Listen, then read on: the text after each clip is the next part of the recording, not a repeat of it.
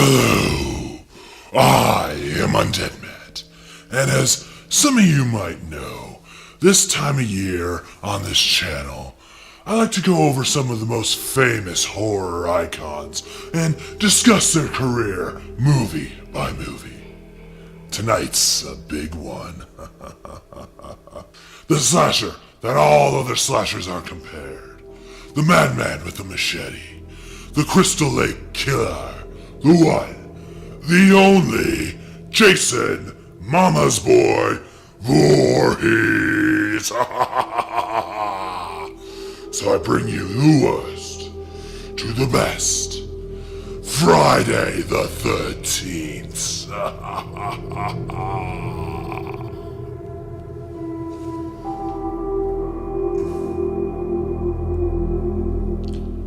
Number 12. Jason Goes to Hell, the final Friday. Ah yes, Jason Goes to Hell. Trying to build on the popularity of trying to do the final Friday the 13th movie again, and it not being the final Friday the 13th movie again, this movie is bad for multiple reasons. One of the main ones being that Jason is barely in it, at least as his machete-wielding, hockey mask-wearing self. In this movie, he's like this demon thing that transfers from body to body, and he needs like this baby's body to be reborn as Jason, and it's this whole convoluted, weird plot that doesn't involve Jason actually being in it. That's a great way to start. On top of that, this movie is just cheap. It's got cheap effects, cheap acting, cheap soundtracks. It just feels cheap, like we have to do another one of these, so whatever, just throw it out there and people will watch it. And it doesn't hold water, it is boring, it's goofy. It is definitely the worst Friday the 13th movie. Where are we headed? About Camp Crystal Lake. Oh yeah? Planning on smoking a little dope, having a little premarital sex, and getting slaughtered? Number 11. Friday the 13th. The remake. So don't get me wrong, this one's not low on the list because Friday the 13th, this masterful movie, and should never have been remade, and how dare they remake it. No. This one's bad for a very different reason. See, the general public doesn't understand why Friday the 13th has fans and why we love it so much. But the fans know what makes a great Friday the 13th movie. It's not just a body count, it's not just dumbass teens in the woods being killed off one by, Jason. Each subsequent Friday the 13th movie since the original has done something different and interesting with the franchise and has built into it. So as a fan, if you've seen them all and know them all, you know which one's different, and this one does this and this one does that. The Friday the 13th remake is the base Friday the 13th movie. It is a basic bitch. It's teens out in the woods being murdered by people, and they're all dumbass, awful people, teens as well. We just want them dead, and I hate that in a slasher movie when you make your leads terrible so you want them dead. That's no fun. I want to root for these guys, and I don't want to root for any of these people. They're all assholes. So yeah, Friday the 13th, the remake, is just a basic bitch and should be on the bottom. Although, fun note for you Flash fans out there, Danielle Pennebaker, Killer Frost, is also in this movie. Oh, fuck! She's the girl!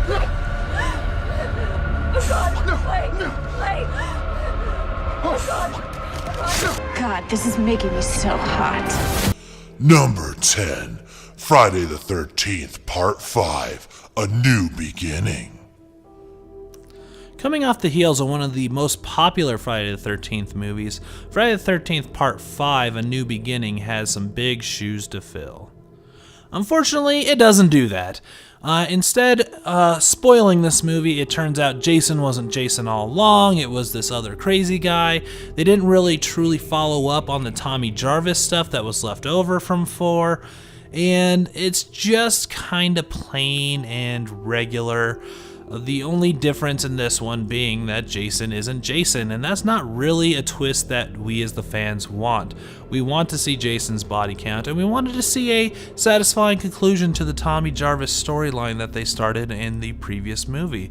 And this one just didn't live up to any of the hype that we wanted. Although, like some Friday the 13th movies, you do learn some sweet moves from this movie.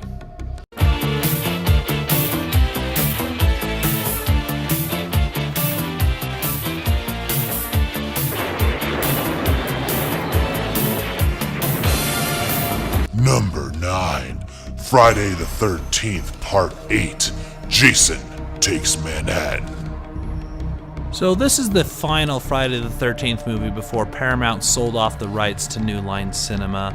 And yeah, there's a reason why they sold it off. Jason Takes Manhattan takes very little place in Manhattan because they found out that it is very expensive to film in Manhattan. So then the bulk of the movie actually takes place on this cruise ship that apparently can cruise from Camp Crystal Lake to Manhattan somehow. I guess maybe there's an inlet. But outside of that, you would think Jason going into New York and causing havoc could have some really good events and, could really see some cool stuff out of that, but they failed to really cash in on the setup that they had. And it's got this weird ending as well. But you do have to watch out, though, because Jason does hate rap music. You gotta have a heart made of U.S. steel. If the crack don't get you, then the hookers will. Number 8, Friday the 13th, Part 2. So we're now out of the agreed upon bad Friday the 13th movies, so now we're on to some more interesting picks. How do you follow up the original Friday the 13th? Well, you actually introduce Jason. Far as most people don't know, this is the actual movie that introduced Jason Voorhees to the franchise. He was not in the first one, except for a last little bit at the end. This time, it takes place, initially it takes place right after the events of the first one, but then takes place a few years after that when they try to rebuild Camp Crystal Lake again, which, yeah, it's a bad idea. Quit trying to do that. But this one, Jason is wearing a burlap sack. He's kind of this hokey hillbilly. It's not quite the Jason we know and love. But again, it is notable for introducing our main antagonist for this franchise. And I give it a lot of love for that, but in the end, it's kind of a rehash of a lot of what happened in the first one. And it's also a little bit of a plain Jane basic teen counselors in the woods being hacked to death. And, I like a little bit variety in my murders.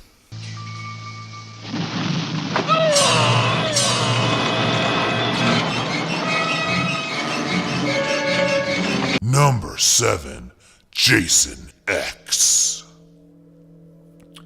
So what do you do with a franchise that is old and aging, is now on its 10th entry into that franchise? Well, you send it to space! And Jason X is Jason in space! It does sound cheesy, and you'd think this would be lower on the list, but I think they actually cashed in on this idea a lot more than you would think. Jason really gets to use the environment of being on a spaceship rather than just in the woods, so it's a more enclosed environment and makes it interesting that way. There's some really cool kills, and it's also very, very tongue-in-cheek, playing with a lot of the tropes of the Friday the 13th franchise, making fun of some of that stuff, and, just really highlighting Jason and making, it a bit of a fun ride and a bit of a fun romp, if you would say.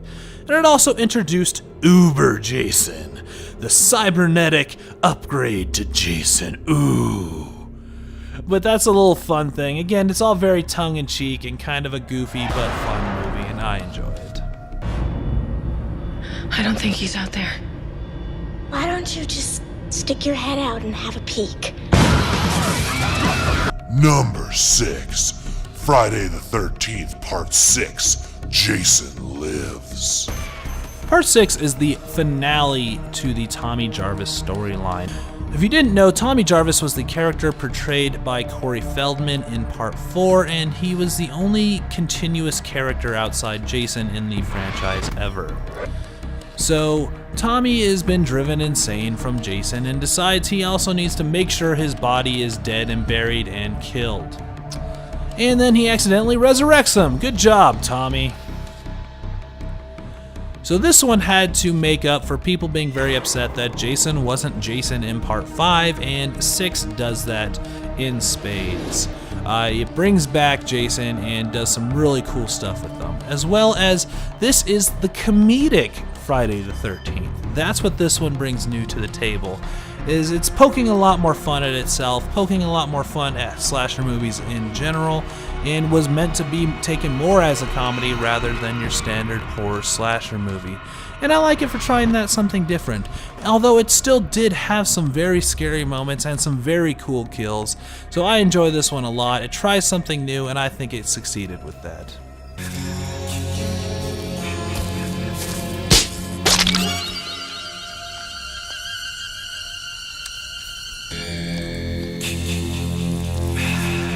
Oh, my God!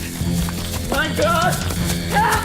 Number 5, Friday the 13th, Part 3. Look, Friday the 13th obviously likes its cash-in movie trends. It's got the remake, it's got In Space, and now it's got 3D. Although, unlike a lot of 3D horror movies from this point in time, it doesn't throw off this movie as much as you would think. Yes, there is some very obvious points where it's 3D,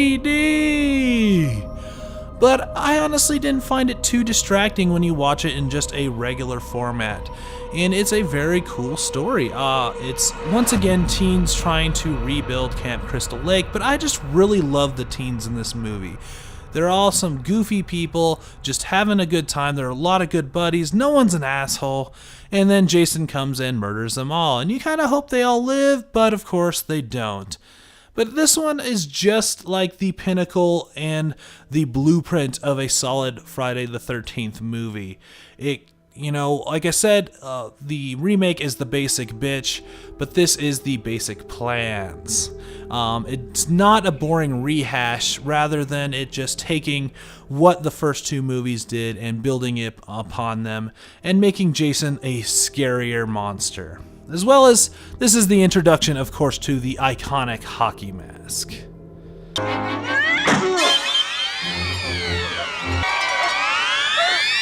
Number 4, Freddy vs. Jason. Oh yeah, here we go. Freddy vs. Jason. Now, I talked about this one previously in my Worst to Best Nightmare on Elm Street series, but this one is also a very good Friday the 13th movie. It takes what Jason did and builds upon that. Of course, it built in this weird fear of water that Jason never really had, but if you ignore that, it's a solid movie, a great battle between him and Freddy Krueger in both the Dreamland and in real world, and I think one of the best versus movies of all time. It pays a lot of tribute and has a lot of fun with the horror franchise, and it's a great love letter to the fans that have watched both these movies over the years, and I still enjoy it a lot. Welcome to my world, bitch!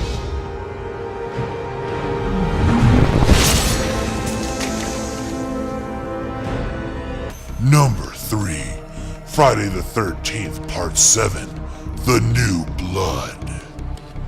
So unofficially, Friday the 13th Part 7 is another versus movie. The initial idea was Jason versus Carrie. And as far as I know, that was the idea, and they just couldn't procure the rights to Carrie. I could be wrong.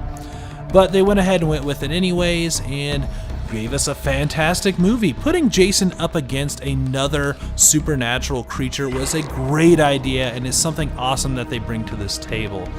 On top of it being some of the best kills in the franchise, it's just really awesome to see Jason match up with somebody that's not just someone lucking out or, you know, this helpless girl. It's someone supernatural like him that can stand right up to him.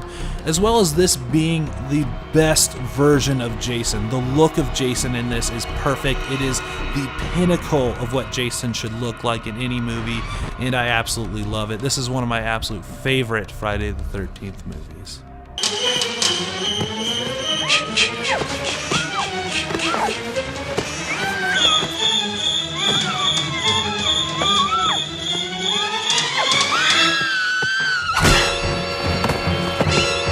Number 2, Friday the 13th. So shocking, on one of these worst to best lists, I didn't put the original movie as the best for once. Although it is still very high on the list. Friday the 13th, the original movie, is a classic slasher movie with a very awesome twist at the end. Because in the end, it turned out it was actually Pamela Voorhees killing everybody, not Jason. And the funny part is, although that was an initial twist in the movie, nowadays, because Jason is known so much for this franchise, that if you show somebody who has just kind of a passing knowledge of Friday the 13th but never watched it, the twist is actually still surprising because it's not Jason, it's Pamela Voorhees. And it's got some great acting and one of my favorite final girls, and just some awesome stuff to it. It's a classic slasher horror movie with some great tension, some great kills, and of course, baby Kevin Bacon.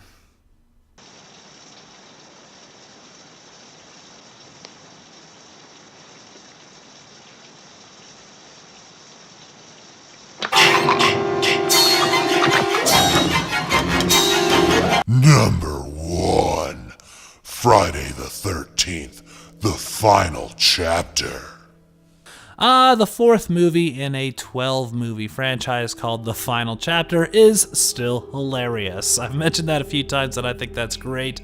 But really, this is a fantastic movie, and it was always meant to be the end of Jason Voorhees. So they threw everything they absolutely could at it. There's some great acting, some great kills. Jason looks awesome. It is a great setup for it, that just Camp Crystal Lake is just random cabins now, and people just go up there to camp rather than trying to rebuild the cabin. And it's just the best movie. I love everything about this version of Friday the 13th. Obviously, because it's at the top of my list, but I can't rave about it enough. It is fantastic. It's one of the few times that the sequel outlives the original. And not only that, but the fourth movie in a franchise outliving the original is great, but this is still classic and amazing. So yeah, previously I mentioned you get some sweet dance moves from Friday the 13th, but it doesn't beat these sweet dance moves.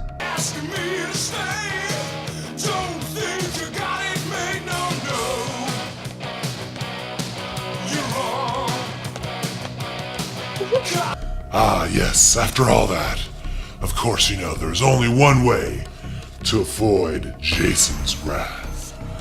And that is to avoid alcohol, drugs, and of course, premarital sex. What's that? Hey, you want a beer? Or do you want to smoke some pot? Or we can have premarital sex. We love premarital sex. Excuse me a minute.